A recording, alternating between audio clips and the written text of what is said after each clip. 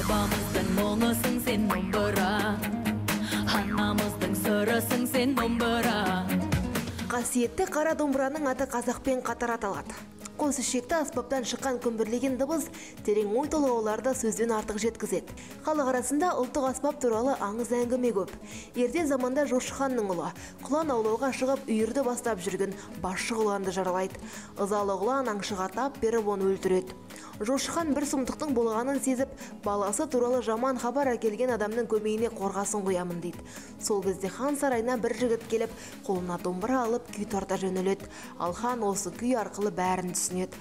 Аңыз бойынша ертеректе домбыра үш ішекті және көмей тесігі болмаған. Сонда хан домбыраны тесіп қорғасын құйғызыпты. Содан бастап домбыраның ішегі пайда болған деседі.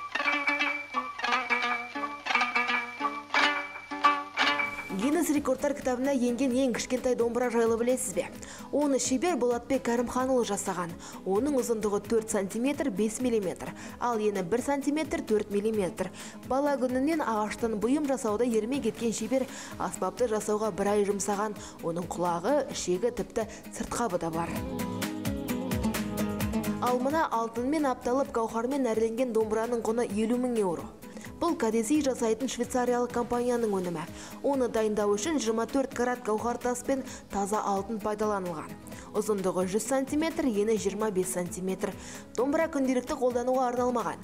Дегенмен оның арнайы механизмі бар.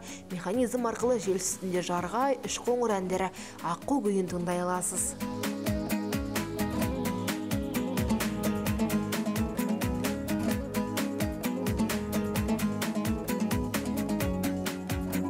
Қазақпен домбыра егіз ұғым емес пе?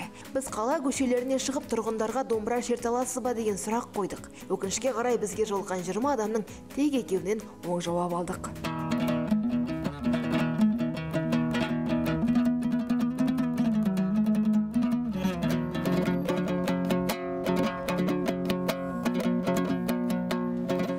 Әйтсе де қазақ барда домбыра бар.